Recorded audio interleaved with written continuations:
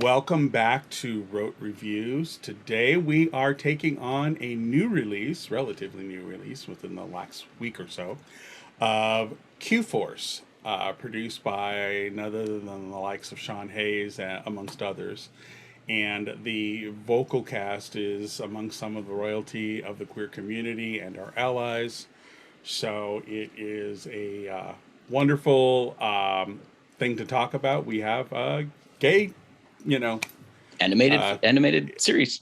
Animated series. Yes, exactly. I mean, there are a few others out there like She-Ra, and there were some that had queer storylines. But this one is blatant. It's the Todrick Hall of queer animated series. Right. So, yeah, so there's that.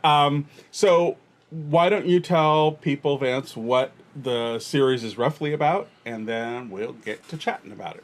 All right. Well, it's a Netflix original, so kudos to Netflix for greenlighting it. The main character, Steve Merriweather, is an AIA agent, which I think they want to stand for American Intelligence Agency, sort of generic intelligence agency. Right. He comes out at his class graduation where he's about to be named valedictorian in the week that Don't Ask, Don't Tell is repealed. So, of course, they immediately revoke his valedictorianship. Right. And then they send him off. They didn't ask, but he told. He told. So they send him off to the West Hollywood office where nothing ever happens, and they forget about him for 10 years. So the series picks up at the 10-year mark where he's decided it's time to make something of his life. And he has assembled a team to work with him of fantastically queer characters. There's the lesbian voiced by Wanda Sykes, who is their mechanic, a little tropey, but very fun. Twink, who is their face person, a drag star by night. Right. Stat, who is a kind of non-binary computer expert who you find very emo, kind of goth, but had hacked something in the past and now is court mandated to work with this team. So much to unpack there. Right. And Steve is the all-American, big chest, big shoulders agent leading this ragtag bunch of queer agents. So, like I said, the series is about them uncovering a plot in West Hollywood that actually has global ramifications and finally getting thrown into action for 10 episodes so far. Right. So what did you think? Given your penchant for anime and comics and all that kind of stuff, what did you think? I thought it was very fun. It's something I would watch again. Its style, the drawing style reminds me of old Archie cartoons, animated, with modern technique, but the facial structures and features and the heavy eyebrows and all of that brought to mind sort of a nostalgic feel. Okay. I liked it. The action adventure scenes are fun. The in-jokes for the queer community are even more fun. They wrote it for us, by us. And it's great to finally see a hero. I recognize there are still some missing representations that should have been there. But it's a start. Yeah, that's the problem, I think, with queer productions. You get hammered if you don't have everybody represented right from the get-go.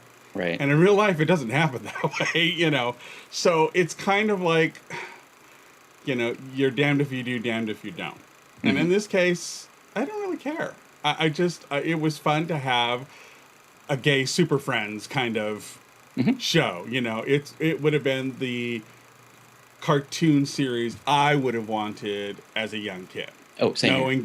Knowing that I felt so different from everybody else. I would have poured milk into a bowl of cereal to watch this on Saturday morning. Yeah, exactly. And I would have been the scoop of ice cream in the middle of chocolate Rice Krispies. Anyways, that was my whole thing. My brother and sister loved me because when I made them breakfast. I bet. Anyways, I really loved it. There were a lot of tropey jokes, but it was what I think that a lot, because the critics really didn't care for this, both in Rotten Tomatoes and in IMDb. But what I really loved about it was this season, it seemed to me, was let's give all the gays and queers and NBs something for them that is for them. And even though they may have heard the little joke before, it didn't matter because it was the first time in an animated series that you Right. got that. And that's the thing that I love the most was, it's kind of like, yeah, I mean, I still watch Carol Burnett come down the staircase and went with the wind, and I still laugh. I still think it's very funny, even though I know what the joke is, Mhm. and I think this series is like that. We know some of the queer in jokes that we have in the queer community, and but there's an element of the queerdom, I think, and correct me if you think I'm wrong here, but that we love to quote ourselves Yeah. as a community. Yeah. It's part of our pulp culture. It's how we create culture as a queer community. We definitely, once something really hits and sticks, we hold on to it for dear life. Hmm. And so, I agree with you in your opening statement. It is an animated series for the queer community. Period. Hmm. If you're straight and you enjoy it, great, happy for you, yay, welcome to Hmm. the party. Yep. But it's not written for you, Right. and then the fact that seems to be doing well on Netflix is Hmm. I see it in the trending, I see it in so the fact that it's up there, and it seems to be doing well, I think shows that there is a market for this. There are enough queer people out there, whether they publicly identify or not. There are enough people out there that find this type of project very, very entertaining, and something that I think they'll keep warm to their hearts. It's funny you mentioned the art. I kind of saw it as slightly classic Warner Brothers, especially the Wile E. Coyote and Roadrunner kind of, because there were some abstract colors Yeah, and I saw that in the background a lot. yeah, and for me the facial things, the thing it reminded me of was more along the lines of Disney's Tarzan with the more All right. angular Yep. shapes and stuff. It's just kind of that's what I got from a vibe from it. But it is a very stylized look. I like the look. Hmm. I could see having the characters as T-shirts. I mean, it's just they were spot on. I didn't. I went to. I had to go check and see if who played the princess was Anne Hathaway. I wanted it to be Anne Hathaway No, because it she's such wasn't. an LA. I know. I really wish it was because I thought that would have been hysterically funny because she is such a staunch ally for the queer community, and yet it would have been great for her to have a princess role where she was just off the rails, kind of thing. Yep. But maybe they'll get Sean will get her for another series if they get one. I hope they do. Yep. So with all of that, what do you? Unless there's something else you want to bring up about it. No, I mean, I'd just like to say, those of you who are fans of some of our famous queer actors, you want to watch this because some of the cameos, like Dan Levy and Jane Lynch, cameo a couple episodes. Just be ready for it. Yeah, exactly. You'll go, wait, I know that voice.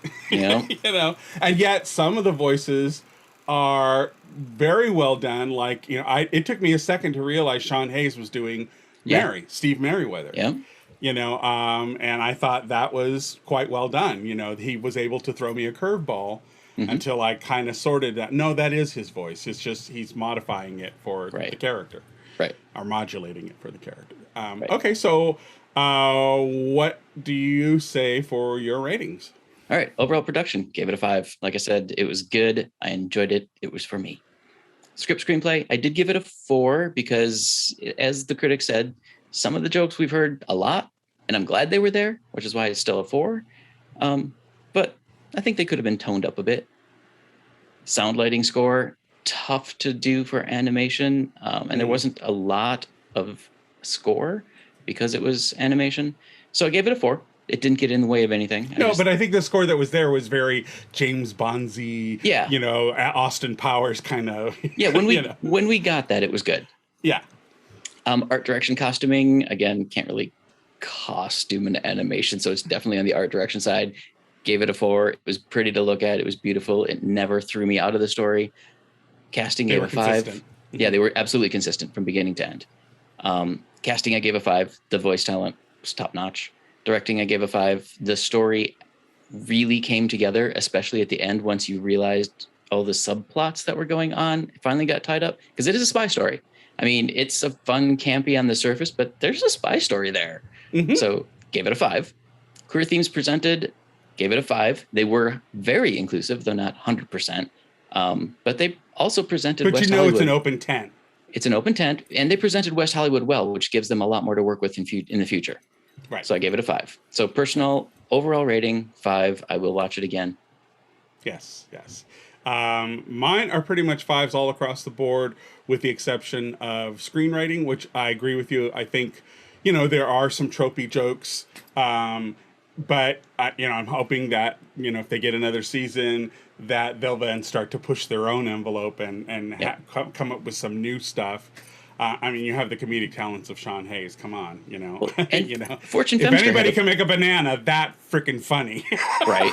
But Fortune Femster was involved too, and she's also and I love her. So they've got some writing talent behind them. I think they can push that bubble. Exactly. And the only other thing I would comment on is the art direction. For me, what I loved about it was that stylistically it stood on its own, which I really loved. There's just the thing that I loved about the art direction is that it had chances to play the humor, visually, not with the with the voiced jokes. There was sometimes, like, there's a whole sequence where Steve Merriweather is hiding, Buck's genitals with his elbow, and he's texting on a phone, and every time the guy's moving around, you can see he's butt-ass naked, but yet his elbow's covering the appropriate spot, and at the very last instant, he pulls away and you see it anyway. It's those kinds of things. That's what I loved about the art direction. That is something I wanted to say about the series, actually. I should have said it much earlier. They kind of took the complaint that American television is fine with violence but not okay with sex, and they flipped it. They are okay with sex in this. Just to warn you. Right. It's not blatant, actual penetrative sex, but they didn't mind showing male or female genitalia. Like, it was fine. Yeah.